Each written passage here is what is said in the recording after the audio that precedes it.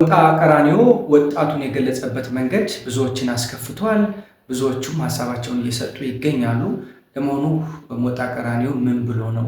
የተለመደ ነገር አይደለም ወይ? ምን የተለየ ነገር አለው የሚለውን እሱን ቁጭ ብለን እንመለከተዋለን።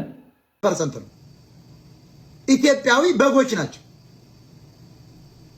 ይሄ ሂዱና ጥናት ላይውት ለምን ይመስላል ቂጡን አዝሎ ወጣቱ አርሴናል የሚል ወዶ እኮ አይደለም። አንድ ሰው የተመጣጠነ ምግብ ካልበላ ሼር አድርጉታ ታፕታፕ ኮፕሊንግ አድርጉ ለወጣ እኮ አንድ ሰው የተመጣጠነ ምግብ ካልበላ አንድ ሰው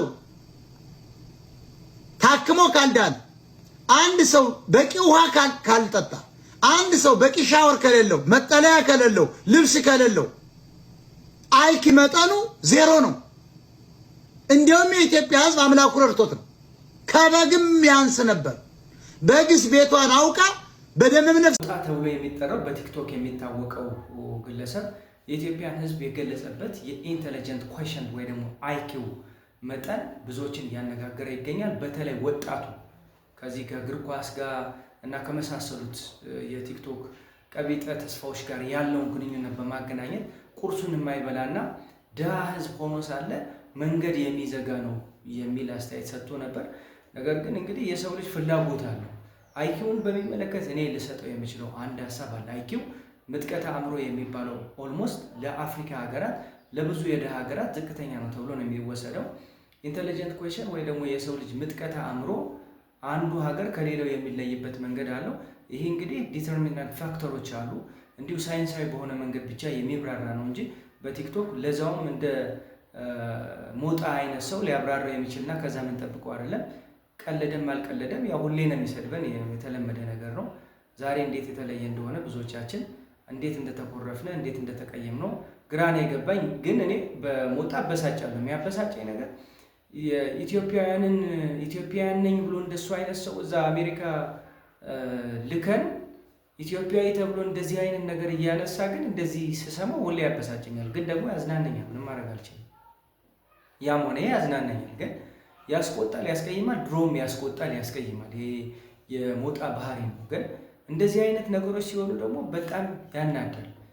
ኢትዮጵያውያን ከበግ ጋር እኩል የሆነ አይኪው ያላቸው ናቸው የሚል ገለጻ ነው የተጠቀመው። ኦፍኮርስ ቀልድ አይደለም። ይሄ እብድና ዘመናዊ የልቡን ይናገራል ነው። አዎ ዝቅተኛ የሆነ የአይኪው መጠን እንዳለን እነሱ ናቸው የሚነግሩን።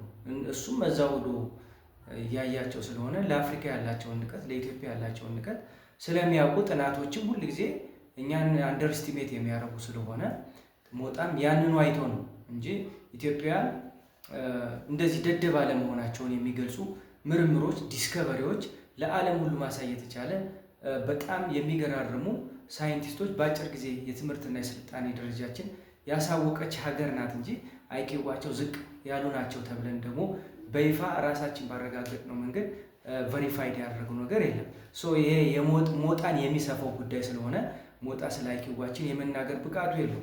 እንደሱ አይነት ሰው እንዳውም በአሜሪካ ኑሮን ኢትዮጵያዊ መባሉ ሊያሳፍረን የሚገባው። ሌላው እግር ኳስን በሚመለከት ስሜት ነውና ይሄ የሰው ልጅ ይበላል፣ ይጠጣል፣ ሌሎች ስሜቶችም አሉት። ከነዚህ ስሜቶች ውጭ የሆነ ሰው ተቆጣጥሮ ሊያድናቸው የማይችሉ ነገሮች አሉ። የነዛን የሰው ልጅ ስሜቶች እንተዋቸው። በአይኔምስ እኔ እግር ኳስ ማልወድ ከሆነ የሚወደውን ጓደኛዬን ሪስፔክት ላደርግለት ይገባል። በሱስ ደረጃም የሚጠቃበት መንገድ ካለ ትሪት መደረግ ያለበት በዚህ ሁኔታ ነው። ወጣቱ እግር ኳስ ስለሚወድ ትልቅ ነገር ነው፣ ጥሩ ነገር ነው። አንድ ላይ ሆኖ እግር ኳስን የማየት እግር ኳስ ስሜት ይፈጥራል፣ ያስተሳስራል። እንደዚህ ነው። ከዚህ ጋር በተያያዘ በግልጽ ቋንቋ እንደው አህያ በፈሳ ሞጣ በተናገረ ቂም መያዝ የለብንም ለማለት እና መልእክት ለማስተላለፍ ያክል ነው። ነገር ግን ያው ሸንቆጥ ያደረገበት መንገድ ትክክል ነው ብለን ምንወስደው መሆን የለበትም። አንዳንዶችን እንደ ኮሜዲ እንውሰዳቸው። ግን ደግሞ ኮሜዲ ሊያጠፋ አይችልም። ኮሜዲ ማህበረሰቡን እሴት ጠብቆ ሊያስቅ ሊያዝናና ነው የሚገባው። መልእክት ሊያስተላልፍ ነው የሚገባው። ጭራሽ እኛ ማንገለጽባቸው መንገዶች ሁሉ አንጥቶ ሊዘልፈን አይገባም።